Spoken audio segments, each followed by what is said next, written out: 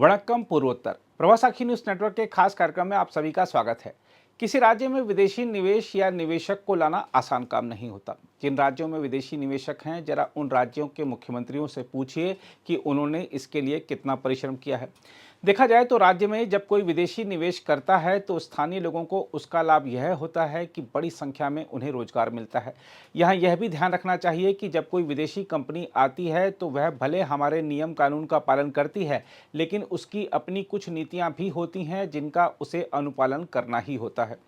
किसी विदेशी कंपनी की नीतियों का यदि विरोध किया जाए तो तमिलनाडु जैसा विवाद उत्पन्न होना स्वाभाविक ही है। हम आपको बता दें कि तमिलनाडु स्थित सैमसंग की फैक्ट्री में इस समय हड़ताल चल रही है। कर्मचारियों की मांग है कि उनकी यूनियन को मान्यता दी जाए, लेकिन कंपनी का कहना है कि हम किसी राजनीतिक दल से ताल्लुक रखने वाली यूनियन को मान्यता नहीं देंगे। दरअसल यह सारा किया धरा वामपंथियों का है। इन्होंने पहले बंगाल में मिल और कारखाने बंद करवाए और अब वही काम यह दूसरे राज्यों में करना चाहते हैं। सैमसंग की फैक्ट्री में हड़ताल की खबरें जिस तरह अंतर्राष्ट्रीय मीडिया मंचों पर छाई हुई हैं, उससे भारत की छवि पर विपरीत असर पड़ रहा है। एक और भारत की सरकार और तमाम राज्य सरकारें विदेशों से निवेशकों को लाने के प्रयास कर रही हैं, तो दूसरी ओर यह हड़तालें निवेशकों के मन में भय पैदा कर रही हैं।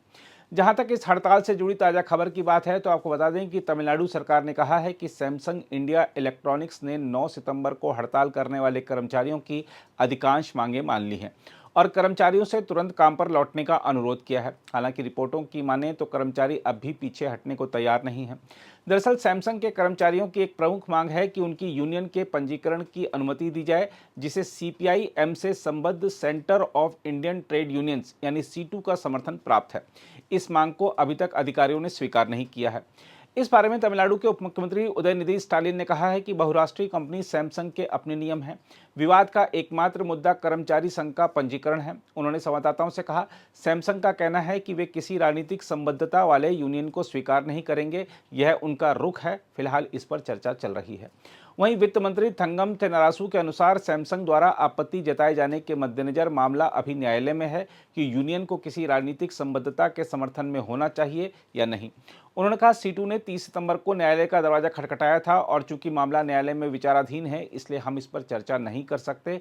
श्रम विभाग न्यायालय के फैसले के अनुसार कार्रवाई करेगा। थेनारासू ने कहा कि सैमसंग ने अक्टूबर से कर्मचारियों को हर महीने विशेष प्रोत्साहन के रूप में 5,000 रुपये की अतिरिक्त राशि देने का फैसला किया है और यदि किसी कर्मचारी की ड्यूटी पर मृत्यु हो जाती है तो 1 लाख रुपए की राहत प्रदान की जाएगी। उन्होंने कहा कि कर्मचारियों को वातानुकूलित बसों में सुविधा केंद्र तक पहुंचाया जाएगा और वे छुट्टियों की मौजूदा सूची के अलावा पारिवारिक समारोहों में भाग लेने के लिए भी छुट्टी ले सकेंगे। इस बीच इसी से जुड़े घटनाक्रम में मंगलवार रात को हड़ताल में शामिल कुछ लोगों को पुलिस ने गिरफ्तार कर लिया और बाद में मजिस्ट्रेट ने उन्हें अपने निजी मुचलके पर रिहा कर दिया।